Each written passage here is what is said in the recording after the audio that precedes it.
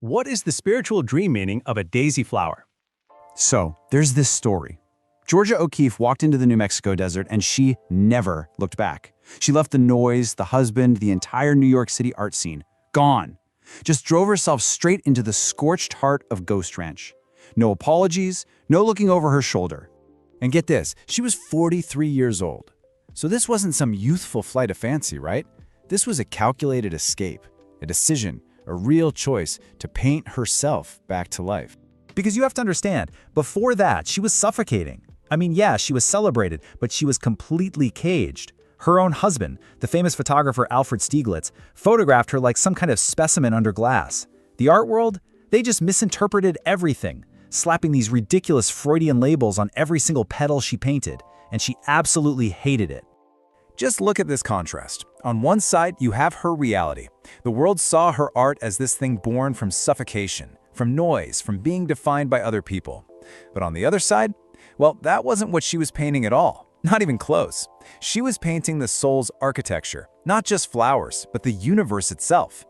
And this is the crucial point. She dreamed her way back to herself. You know that tension in her work? Between the skull and the flower, what's dead and what's fighting like hell to live? Well, that is the exact symbolic language of a daisy showing up in your dream. So that brings us to the big question, right? Why this flower? Why does this tiny, ordinary flower pop up in some of the most significant dreams across pretty much every culture on the planet? Okay, let's make this about you. What does it mean when your unconscious, your deep inner self, specifically picks a daisy? I mean, it didn't pick a rose or a lily or a lotus. It picked a daisy. And that choice is 100% deliberate. And here's the kicker. What happens to the women who get this message and then just ignore it?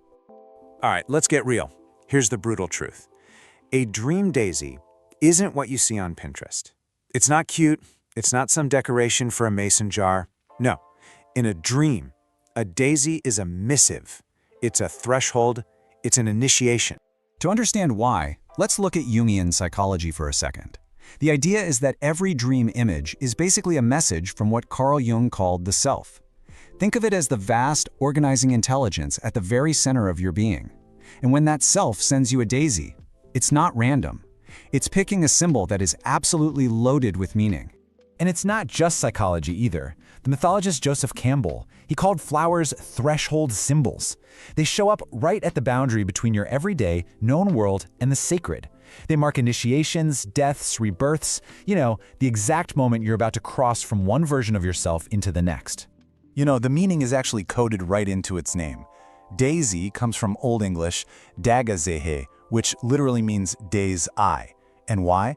Because it opens up at dawn and closes at dusk. It actually tracks the sun across the sky. So think about that. Dreaming of a daisy means you're getting a message from your own inner sun. It's a signal from the part of you that instinctively knows how to turn towards the light even when your whole world feels completely dark. And this brings us right back to Georgia O'Keeffe, doesn't it?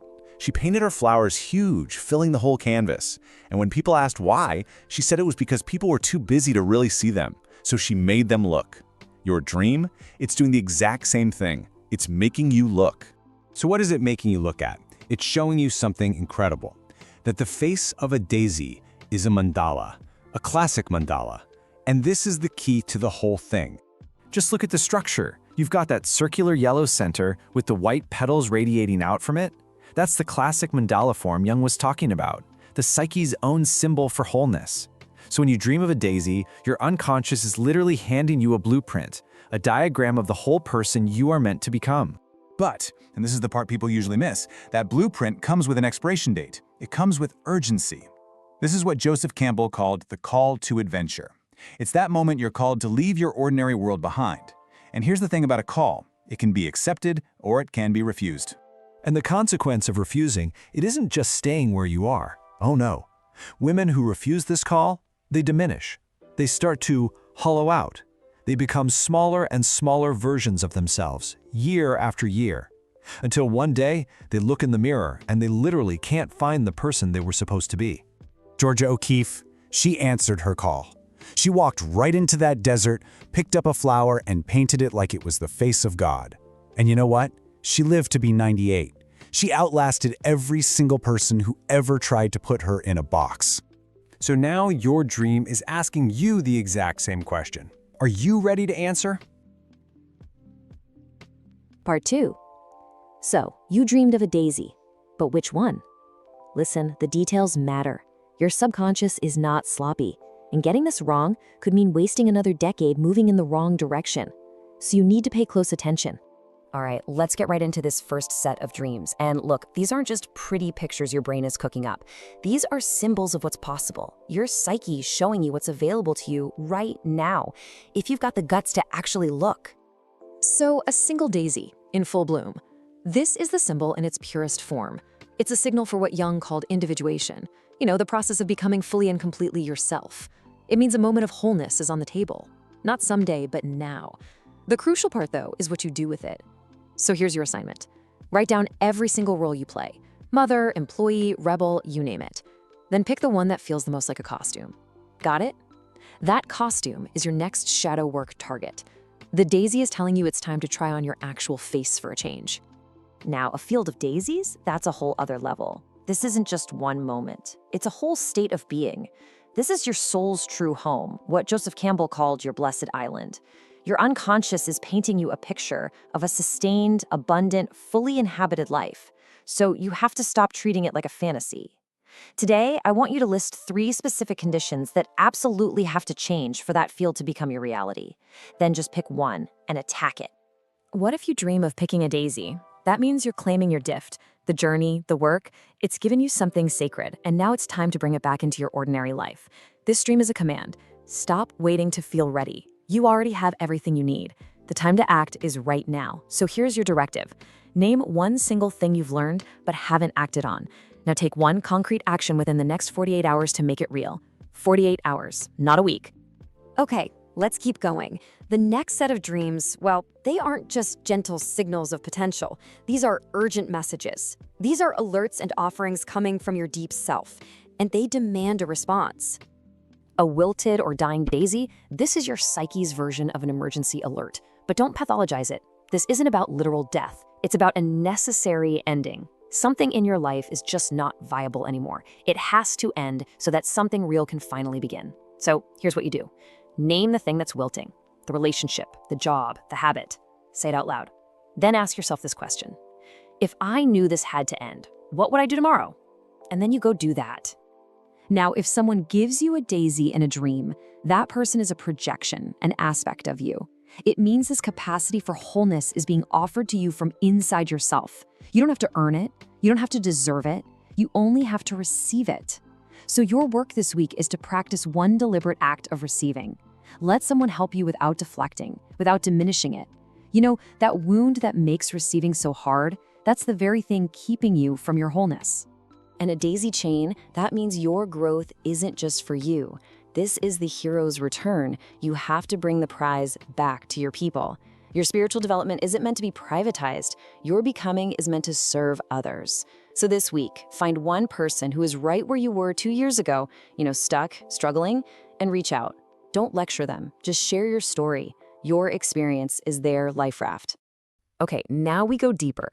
These next dreams, they're about the forces and truths that are operating just beneath the surface of your conscious awareness. These are messages from the unseen realities of your own life.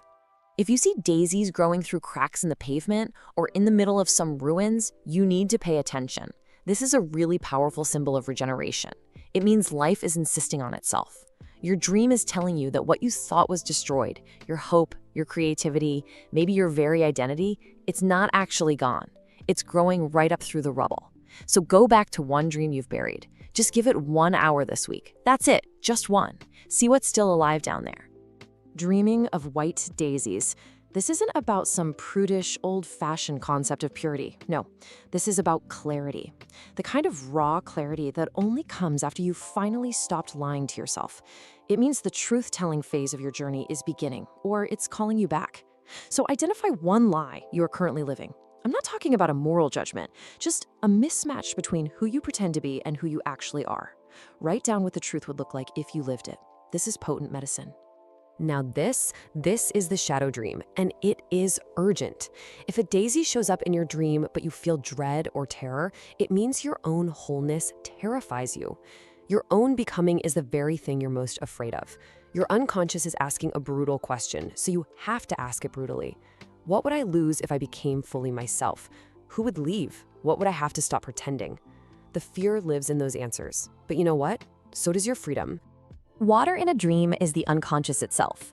So seeing daisies with water means the process is already happening. It's flowing. It's alive. You are in it, whether you know it or not. You've already been swallowed by the journey. And the application here is totally non-negotiable. You have to start a dream journal tonight, not someday, tonight. You are receiving transmissions from yourself. It's a sin to let them just dissolve unread. And all of this brings us to the final, most fundamental reckoning that a daisy dream can present. This is it. The core question your psyche is forcing you to confront head on. You know that old game, he loves me not? It's not a child's game. It's an ancient ritual that encodes a profound spiritual question. Am I loved by life? Am I truly worthy of the sacred? Falling petals in a dream mean you're in a deep reckoning with this question, and your dream is absolutely screaming at you to stop outsourcing the answer to anyone else. Now listen, this is not some fluffy affirmation. This is a rewiring directive from your own psyche, a command. Every single morning for 2 weeks, before your phone, before anyone, stand in front of a mirror and say these words out loud. I am the sun. I am the day's eye. I orient toward my own light. You just have to do it. So here we are. The messages have been delivered. The symbols have been explained. The directives are crystal clear. The only question left is, will you listen? Part 3. So, you've gotten the message, you've done the reading, well, now the theory ends and real life begins. This is where it gets real. This right here, this is the dividing line. On one side, you've got this collection of beautiful but totally useless ideas. On the other side, transformation. The work starts now. Okay, so here's the instruction. And let me be clear, this is not a suggestion.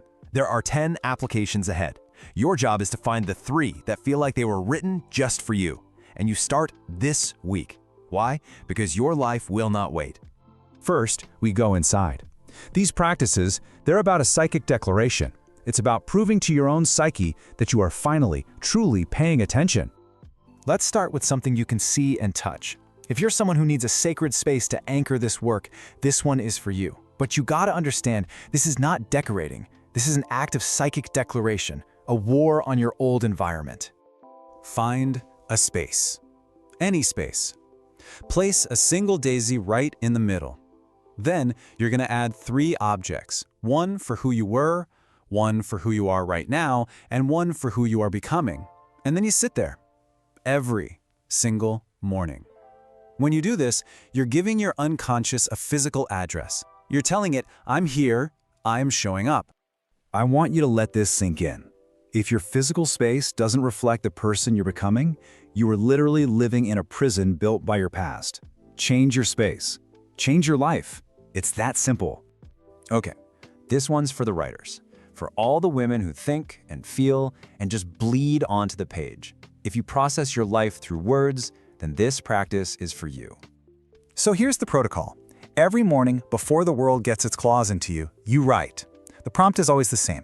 My inner sun is telling me, and then you just go. Don't stop for 10 minutes. After a month, read it all back. I promise you, your unconscious will have shown you, in plain language, exactly what it needs you to see.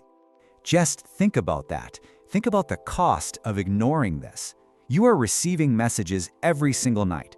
And to ignore them, that is an act of self-sabotage. It's time to stop burning the mail. All right, now we take all that inner work and we ground it. We move it into the physical world. This whole section is about embodiment. If you're someone who really lives in your body, you know, an athlete, a dancer, a runner, a walker, this is your practice. This is how you translate the psyche through muscle and bone. Once a week, you're going to take a daisy walk. No phone, no podcast, no destination. Just you. Your only job is to notice and photograph life growing in unlikely places. Weeds pushing through concrete, a flower on a chain link fence. After 30 days, you look at all the photos. What you'll see is a record, a map, of every single place your unconscious recognized its own resilient, insistent life. And here's the critical point. Just sitting with an idea isn't enough. Transformation has to be run through the body. If you are not moving with intention, you're not actually processing your life. You're just thinking about it. This one is for anyone who feels disconnected. You know, you live in a city of concrete and steel, and you've forgotten your relationship with the living world.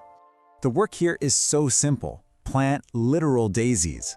Grow them from seed if you can, so you get to witness that first spark of life. Now, caring for them is not a chore. It's a daily, physical reminder that wholeness is not some static idea. It's a living, growing, light-seeking process, and it needs your active participation to survive. And really, the stakes couldn't be higher. That symbol in your dream, it's alive in the world. So when you cut yourself off from nature, you cut yourself off from the very part of your psyche that is trying to save you. Okay, now we get to the sharpest tools in the box. This final set of applications is for the women who are ready to do the hard, psychological work. So the real question is, are you brave enough? This is for you if you are so done with blaming the world and you're ready to start reclaiming the parts of yourself you were taught to hate. This is shadow work, and it's not optional, it's critical. So here's how it works. You make a list of the qualities you just can't stand in other women. Let's say, needy. That thing that triggers you, that's your disowned self. And hidden inside that quality is a gift you desperately need. Needy often hides a deep capacity for profound intimacy that you are forced to bury. Too much hides a woman of enormous vitality who is told to shrink. And make no mistake about this, the parts of yourself you refuse to see, the parts you project onto everybody else, they are running your life. They're in the driver's seat, and you are just along for the ride. We're at the final application. This is for the woman at a crossroads, the one facing a major life decision. The daisy showed up because your psyche knows you're at a threshold. Do not step back. This is your map. Your name goes in the center. The petals, those are your roles, your relationships, your beliefs. And for each petal, you have to ask, is this really mine or was it given to me? You color your authentic petals yellow. The work then is to make one choice every single week that turns a white petal yellow. This is how you become who you actually are. So, this is where we end. But this isn't some theoretical exercise. It's a command. Look at your life. Look at your daisy. Which 3 petals will you change this week? Not next month. This week. The work has already begun.